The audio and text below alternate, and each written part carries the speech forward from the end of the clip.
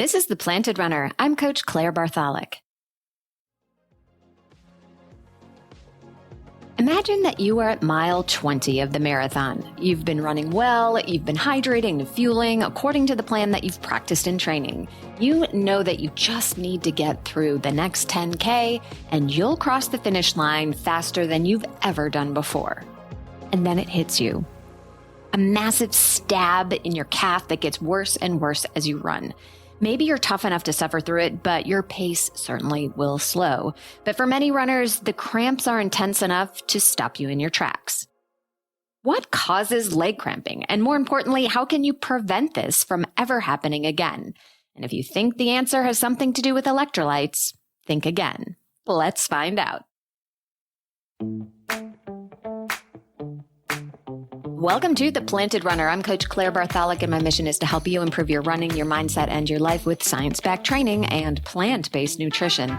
Today, I'm going to get into the science of leg cramping.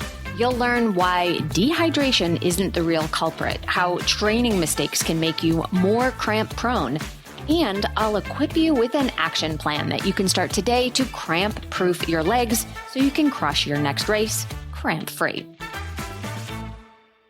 Now, if you're listening to this episode when it comes out, this is the perfect time to get your legs race ready for your spring marathon or half marathon. It's time to dial in your training, get your strength plan ready to go, and work on your nutrition. And if all of that sounds awesome, yet a little overwhelming, it means you're the perfect candidate for the PR team.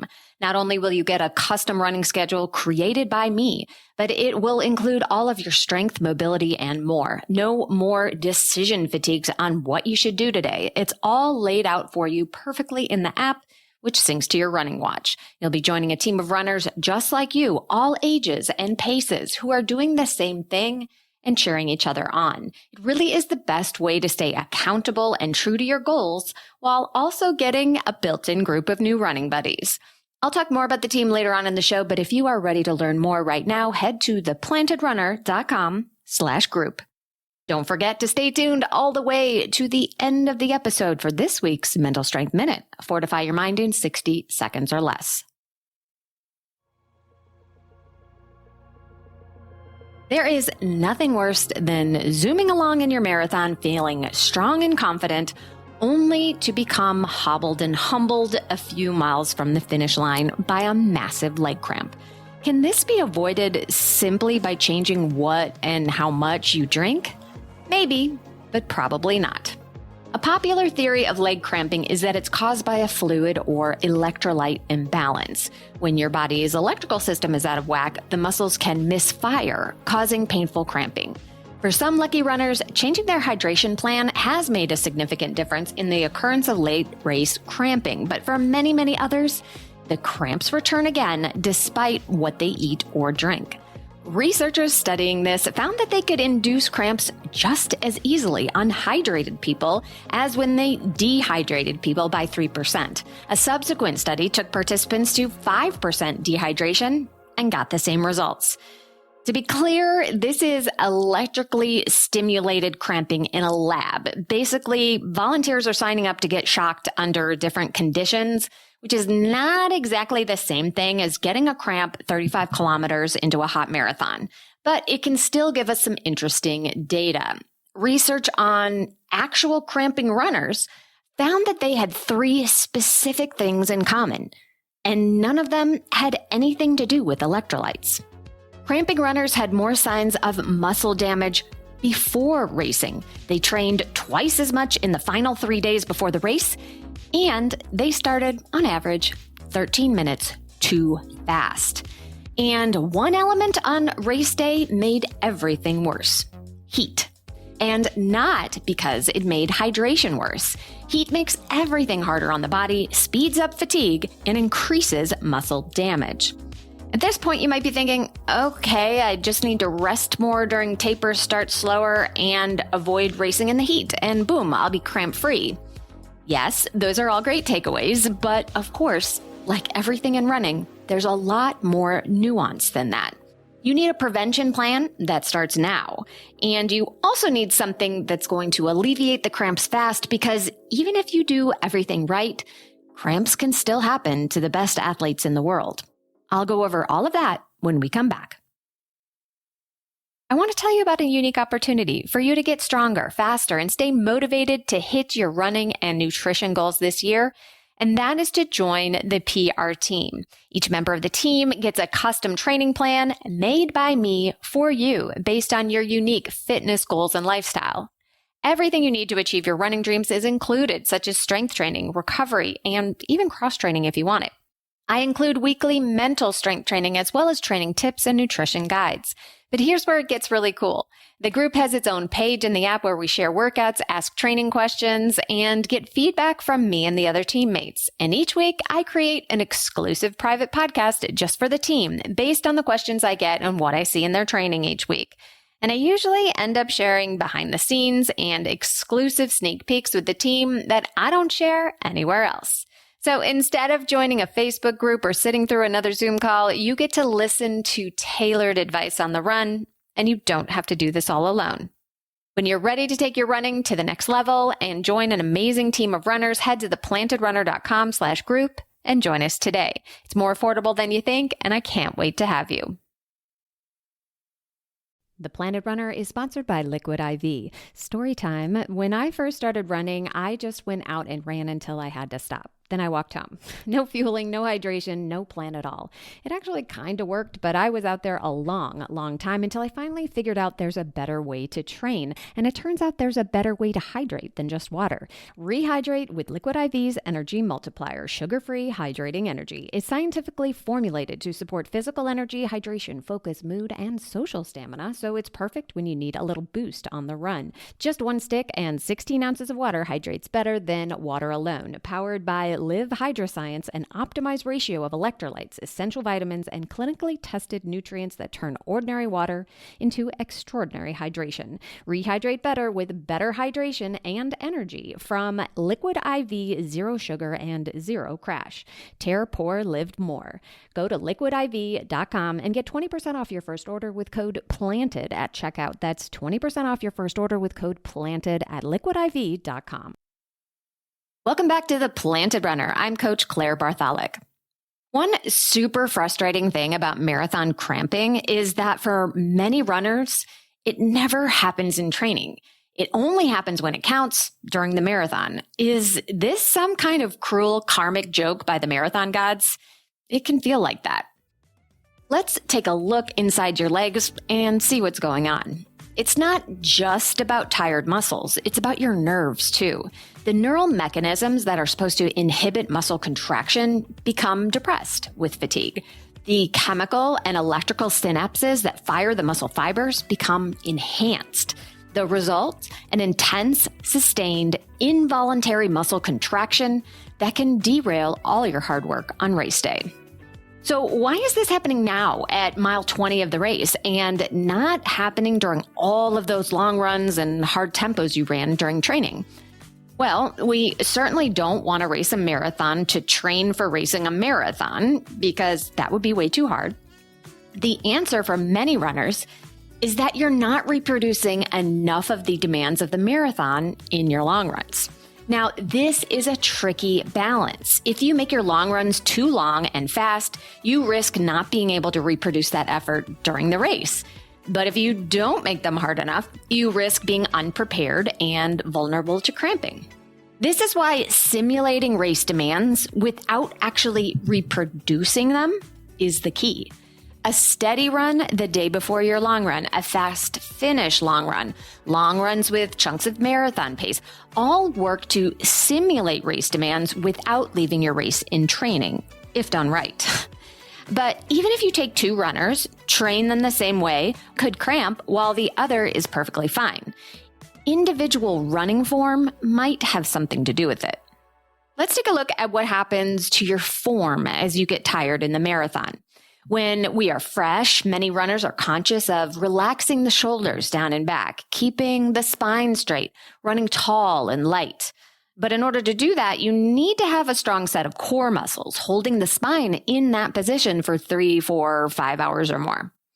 Eventually, perhaps without even noticing it, That supportive core starts to tire and relax. The spine starts to curve, causing the head to drop forward. This creates a bowling ball on a broomstick effect, overstressing the lower back. For many runners, this then causes them to counterbalance the weight by shifting the pelvis backwards. In this position, it becomes easier to overstride, which dramatically increases the impact forces that travel up the leg as the foot lands. Overstriding also puts the hamstrings in a vulnerable position at ground contact and forces them to do more work to pull the leg through, since the glutes can't be activated as efficiently. If you suffer from frequent hamstring cramps during the marathon, this might be the likely cause. So it's not just the calves that are prone to cramping late in the race. Those bigger muscles can be susceptible too, in a slightly different way.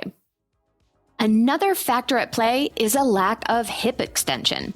Hip extension is extending the leg backwards after your foot contacts the ground. The bigger the push, the longer the stride, and the faster you run. The hip and the glutes power this movement, and it is perhaps the single most important factor in your ability to run faster. As the miles pile up in a race, the hip and glute muscles may struggle to maintain the forceful contractions required for good hip extension. This will become even more obvious if you went out too fast and fatigued your intermediate muscle fibers early on. To compensate for the hip and glute fatigue, the body recruits the calf and the quad to help generate the power needed to maintain marathon pace. Since the calf and the quad aren't accustomed to such a large workload, they quickly fatigue and soon the cramps begin. Yet another reason to work on your mobility, especially in your hips. Of course, not all runners suffer from cramps, even though we all get tired in a marathon. For example, I've never had a cramp in a marathon, and my form has certainly broken down late in a race. I would love to think that I'm just naturally strong with amazing hip extension, but I definitely work at it, just not with the goal of preventing cramps specifically. One thing to clarify is that you don't want to simply focus on the area that cramps in your strength work. You can do all the calf raises in the world during training, but if you don't get your core, glutes, and hips solidly strong, your giant calves are still going to get cramps late in the race because they are not designed to drive your entire leg alone. If weakness in your calf was really the main issue of cramping, you would get cramps in training, which is not typically what happens. For my athletes, I love to assign them a leg-based strength session right after their long runs. Their legs are already fatigued from the run, and adding the additional stress of heavy lifting is another way to simulate late race fatigue and grow stronger in training. Okay, so let's say you do everything right. You strength train, you do race-specific long runs, you have a well-disciplined taper where you truly get recovered from training and repair muscle damage. You get to race day, it's hot, and at mile 20, you cramp anyway. What do? Well, stopping and stretching really can help, but if there's a PR on the line, that's not the most welcome advice. Fortunately, the old wives' tale of drinking pickle juice can actually help, but it has nothing to do with electrolytes. While subjects were cramping, scientists gave them either pickle juice or a shot of water. What they found was that the pickle juice reduced cramp duration by 40%, and relief came much faster than water or nothing at all. It took about 90 seconds for the cramp to resolve in the pickle juice group, indicating there was some kind of reflex happening in the mouth. Researchers think the shock to the system that a shot of pickle brine or vinegar provides can work to distract the central nervous system enough to get the cramp to reset. It's certainly not foolproof and doesn't work on every runner, but if you are cramp-prone, it's a good backup plan. So if you've tried changing up your fluids and electrolytes, you are running better than ever, and you're still suffering from cramps late in the race, consider bumping up your strength sessions and working on your hip extension. Taper correctly, arrive well-rested on race day, and don't start out too fast. Good training and smart race strategy could make the difference between a painful stumble to the finish line and a triumphant race entirely cramp-free. And now it's time for this week's Mental Strength Minute. Fortify your mind in 60 seconds or less. Today's topic is talk to yourself like a special forces op. Have you ever wondered how the most elite military forces stay cool and calm in the most extremely dangerous situations? They talk to themselves. And it's not just any kind of talk. They talk specifically about the task at hand in the moment to stay present.